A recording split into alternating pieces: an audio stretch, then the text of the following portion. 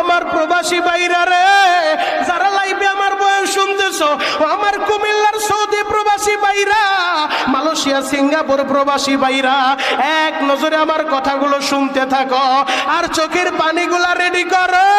প্রবাসীদের মনে কত কষ্ট আমার আল্লাহ ছাড়া কেউ জানে না।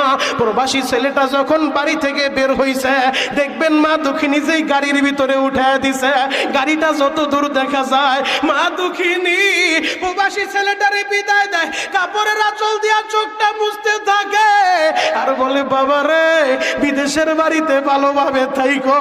ওই এয়ারপোর্টে গেলে দেখবেন নিস্তালা দিয়া বিদেশি ভাইরা আসে, প্রবাসীরা আসে, নিস্তালায় তো হাসি, আর দ্বিতীয় তলায় যায় দেখেন কান্নার রোল কারে বরে।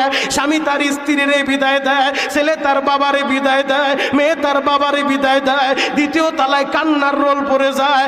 আহারে প্রবাসী ভাইরা, বাবায় দাঁড়াইয়া হাত নাড়ায় বিদায় দেয়। ওই মোমেন শাহির এক প্রবাসী, আমি যখন আমার নবীর রওজাটা জিয়ারত করে বের হইলাম জান্নাতুল বাকির গেটের সামনে, হঠাৎ করে ওই মোমেন শাহিন নামদাইলের এক প্রবাসী আমারে বলে, শরীয়তপুরি ভাই, এমন কোন দিন নাই আপনার বয়ান শুনি না, হুজুর আমার জন্য একটু দোয়া কইরেন।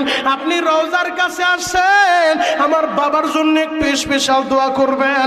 আমি বললাম, কেন, তোমার বাবা কি নাই? ওই প্রবাসী ছেলেটা কি বলে জানো, হুজুর আমার বাবাই যখন আমার এয়ারপোর্টে বিদায় দিতে আসছে, আমার বাবাই যখন আমার বিদায় দিতেছিল, আমি এয়ারপোর্টের ভিতরে ঢুকতেছি, আমার বাবা হাত নাড়ায় বলতেছে, বাবা রে, আমারে ভালোভাবে দেখা যা, এরপরে তুই বিদেশ থেকে বাড়িতে আইবি।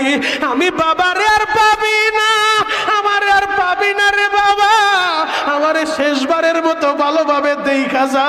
হুজুর বাবার কথাটা যেইভাবে লেগে যাবে বুঝতে পারি নাই। আমি সৌদিতে আসার 2 মাসের মাথায় হঠাৎ করে টেলিফোন আইছে, আমার বাবা আর দুনিয়ায় নাই। হুজুর বৈধ কাগজপত্র পাই নাই, আকামাও পাই নাই, ঋণের বোঝা মাথায় নিয়ে প্রবাসে পাড়ি জমাইছি। আমি কেমনে যাব বাড়িতে?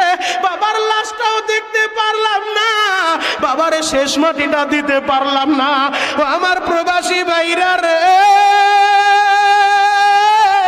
যারা প্রবাসে যাইয়া বাবার হারাইয়া, মায়ের হারাইয়া এতিম হয়ে গেছো রে ভাই, এখন বসে বসেই মা বাবার জন্য কাঁদবা আর বলবা, আল্লাহ আমার মায়ের মাফ কইরা দাও, আমার বাবারে মাফ করে দাও।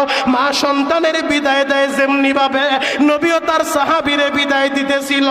মুআজ ইবনে জাবালকে উটের উপরে উঠাইয়া নবী নিচে হাই